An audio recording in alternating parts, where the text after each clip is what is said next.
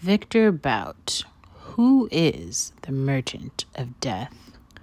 Viktor Bout, one of the world's most infamous arms dealers, has been released from U.S. custody as part of a prisoner exchange with U.S. basketball star Brittany Griner. So notorious are the exploits of the former Soviet Air Force officer that they inspired a Hollywood film and garnered him an impressively fearsome nickname.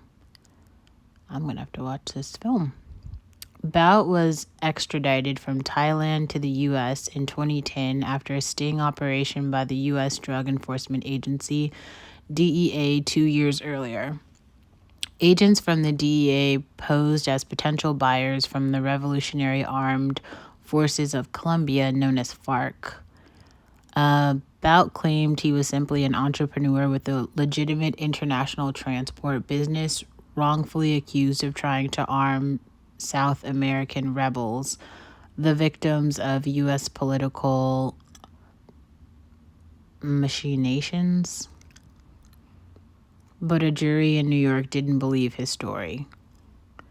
He was sentenced to 25 years in prison in April 2012 after being found guilty of conspiracy to kill Americans and U.S. officials, delivering anti-aircraft missiles, and aiding a terrorist organization.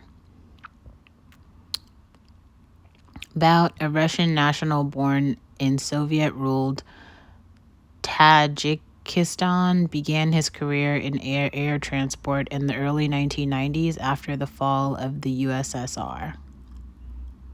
According to a 2007 book, Merchant of Death, by security experts Douglas Farah and Stefan Braun, Bout built up his business using military planes left on the airfield of collapsing Soviet empire in the early 1990s.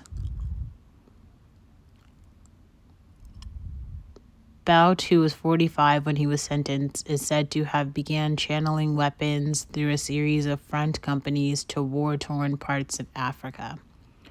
The UN named him as an associate of former Liberian President Charles Taylor, who was convicted in 2012 on charges of aiding and abetting war crimes during the Sierra Leone Civil War.